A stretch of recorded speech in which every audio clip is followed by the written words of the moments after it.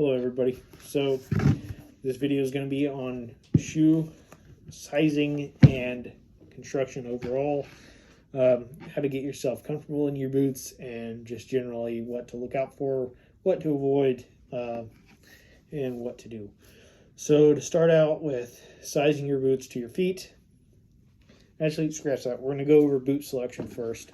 So I have here some various Danner boots. I don't have an affiliation with Danner. I just like them as a company, and I like how they essentially have a recrafting service, which allows you to not have to spend a bunch of money on boots to get a comfortable boot that lasts a while, or to essentially just constantly have to buy $200 boots for your hard use hiking activities.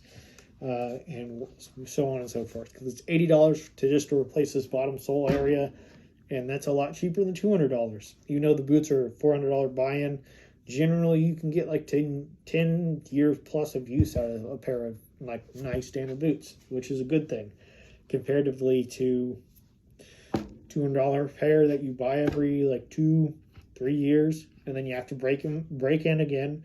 Then at the end of them, you have issues where you're losing grip and everything, and it just sucks. So,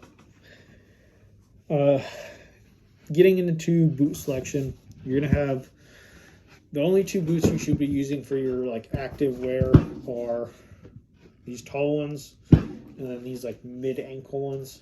So anything lower than this is basically gonna act as a shoe. It's good for like running or like jogging on a little bit of uneven terrain even, but it's not gonna be good for when you start putting weight on your back and you have to be doing stuff that is like active or moving around and stuff pretty heavily, because that sucks.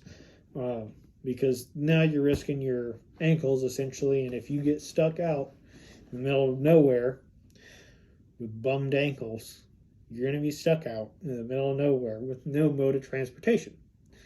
So having no mode of transportation and bumfuck you sucks. So having a good ankle shoe with ankle support, boot with ankle support is important. So going onwards, you want to make sure you have a nice bottom of it for the terrain that you're going to be using the boots inside.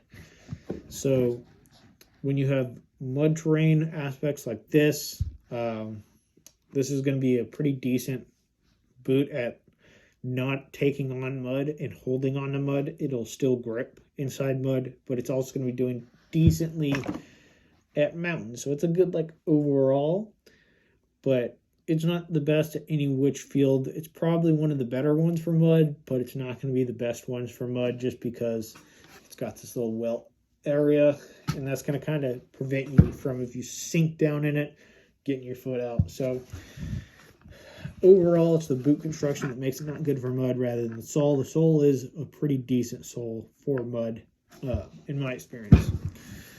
Then you're going to have these, which are good for like gravel, just like softer terrain, even kind of semi-mountainous, but not the perfect, not the best. But it is a pretty decent one. This one's obviously very worn in, so it's hard to show you, but the lugs were always short, and the lugs were these weird like shapes almost. They're all 5-sided, I guess, but yeah, and it gripped pretty decently at everything except like hard, thick, mountainous areas that have the loose rocks, because that's hard to grip in general, but these did a horrible job of that. Going into these, this is just a really grippy sole at pretty much everything. It grips like foliage really well. You don't slip and slide pretty much at all in foliage. That's thinner rock stuff it does good at, and mud it does pretty decent in. So it's a good overall one. It's a true good overall one. Even in like when it's wet out, it still is pretty grippy. So I like this sole overall. Now getting into breaking in your boots, you want to have a boot that has good fitment to begin with. So you don't want to oversize your boots to try to get enough space in them, especially if they're leather, because they will stretch. Even non-leather usually stretches. So you want to have good like sizing to begin with. I always recommend sizing down a half size anyways, sometimes 2 sizes, depending on how your feet are shaped. So that's best to go to a place like REI and have one of their experts help you out, because usually they're pretty decent at getting you in a good boot, and usually have a pretty good selection of boots to begin with. They also have stretchers that help stretch out sections of the boot to get it to where it's more of a mirrored shape for your feet, but you do have to buy the boot first but usually they'll guide you through that whole process pretty well, just to give you an idea. Now, if you don't have that aspect around you, like I didn't when I got these are a Marine Corps replacement per my battalion commander. He ordered my supply guy to replace my boots because I did something well outside my job and it ruined my uniform. And I had these big fancy Danners on, these Mebs. So this is my second pair of Mebs. These were my free replacements. So yeah, now them being replacements kind of screwed me in the end because they had a little bit of error in the toe box area. So I didn't get exactly a good shaping boot. So right here on the little upper area bridging from the toe box to the bottom of your essentially or upper part of your foot, I was having issues with the boots, so I couldn't get them to fit properly unless I wore thick socks. Well, can't wear thick socks unless it's winter, and these are essentially summertime boots. So yeah, kind of screwed the pooch on that one, but I tried to get them to fit using the essentially dunk them method. Hold them into water and stuff. Put them underneath the water, make them stay underneath the water. Put them underneath a rock inside of a tub of water, basically. That damages your boots, just so you guys know. As you can see, I have cracking right here on the toe area, where normally you just see some like nice little folds, but you wouldn't see any cracking. These are also brown. Even though they're Marine Corps boots, they're brown. And that's not because they came that way. That's because I rehydrated them really heavily with mineral oil and like waxed them, and it made them super dark. Just because of the content. I didn't really care at the time because I didn't comfortably wear the boots, so I didn't care about messing them up because I couldn't even wear them to begin with without messing them up. So that was my last ditch effort. I worked really hard on these boots to try to get them to fit, and they barely fit to begin with. So yeah, just pay attention to boot fitment beforehand. Otherwise, you end up having to do some drastic stuff like this that never works. So these were too big to begin with, and I tried shrinking them down using the water method, and it kind of worked, kind of didn't.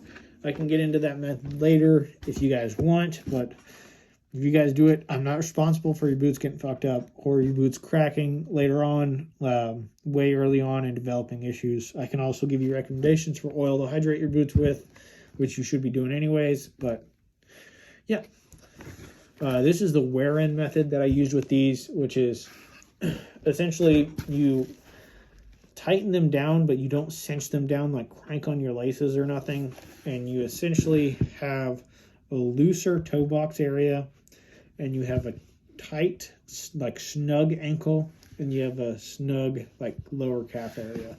And you essentially just, over the course of a week, you exaggerate some walking movements, like heel to toe, toe to heel, go up against like a curb or wall and stretch out your feet inside the boots to break them in, to get them to where the leather actually adapts to your feet on the outside. Then after that week period, it'll be pretty solid in, and it'll stretch, and you can start tightening them down. You don't want to tighten them down initially because the leather will stretch, and unless it's like a structure like this, where it's mostly fabric on the side, because that's not going to stretch as much. And you're going to get into essentially where you over burn the laces, the eyelets, to where they essentially are already stretched to their max, and you don't have much adjustment for how tight they are. You can only pretty much run them like all the way closed. where they're like touching. And what I mean by that is like these little eyelets right here, have them to where they're almost overlapping or touching. When you overstretch them too quick, too fast. You can tighten them down for like certain activities, but you should overall, if you're daily wearing the boots, wear them a little bit looser. Not like loose, but just like snug, not over tightening them. But you do want to have the toe box pretty much loose at all times, to where you can wiggle your toes up and down. You shouldn't see back and forth movement, but you should be able to see wiggling your toes. You also want to make sure you have your soles in the boots when you start sizing them, like the soles you're going to use, and we'll get into that in a second. So the wear-in method is really important. It's the best method. You do want to oil your boots every time you do like an extreme activity with them. Use like a good quality, like mineral type oil. Just make sure it's mineral quality, is not going to over darken your boots. You got to pay attention to that.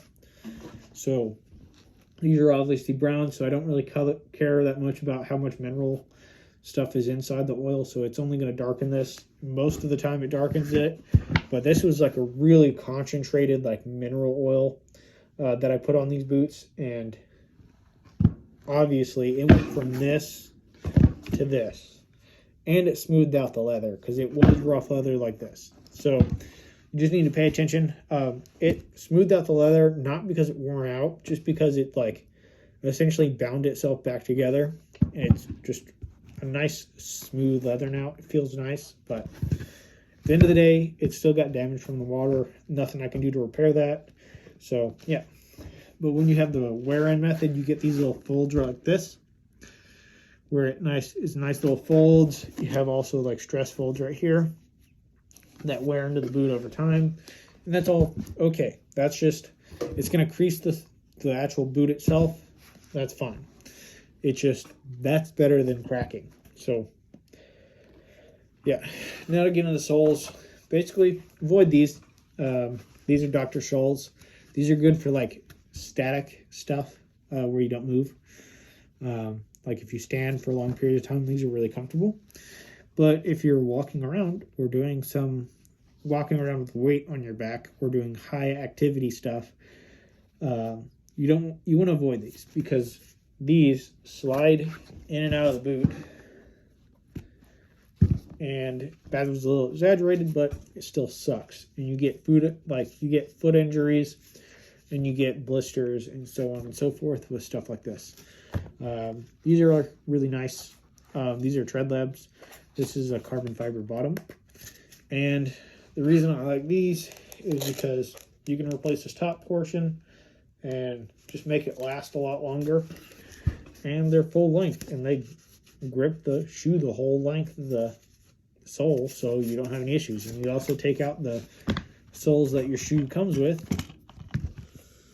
to put those in, so you don't have unnecessary bulk inside the shoe that raises your foot too high for the shoe functionally to work with, or the boot to functionally work with. Because if you have these stacked on top of each other, like this, obviously that's thick as shit. So you're going to have like a really loose grab on the bottom of your heel. This little area, see how this contours around my heel? Well, if my heel's up, now it's up here. Well, now what is that more likely to make me do? Roll my fucking ankle. So that sucks. Let's not do that.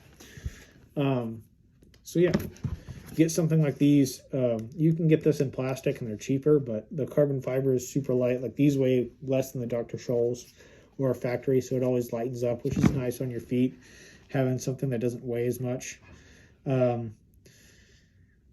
Yeah, so that's the important aspect of doing everything, fitting your boots. Now getting into the boot structure and everything else. You want to have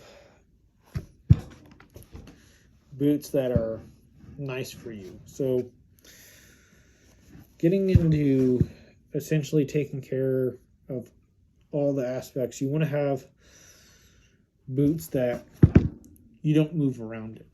So let's see, this is the easiest one to show you on because it's got leather in those areas. So you have this, right?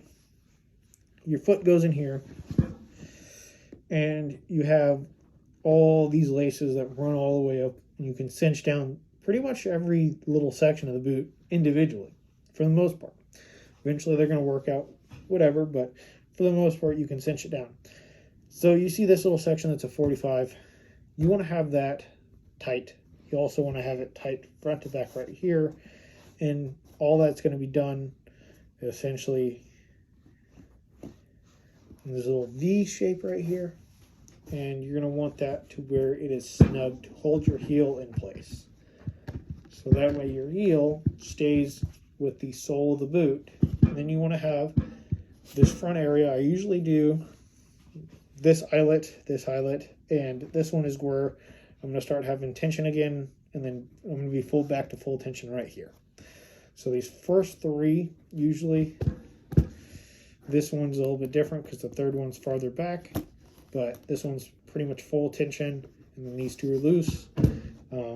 But that way I can still wiggle my toes, get blood flow down there, and be fine. But all boots are different. But you have a hiking boot, you have a more of a running boot, and you have a hybrid here. So just kind of know what you need before you get into it. Make sure you use your stuff. Make sure you try your stuff out. Make sure it works for you. It is okay if you don't have soles and you realize you need soles later. You can still wear it in. It's going to not be as nice as if you had them initially, but it's going to be better than if you don't ever have them, if that makes sense. So basically take care of your feet. Yeah, pretty easy. It's all pretty said and done. Next one, I'm going to get into foot care. So yeah, see you guys.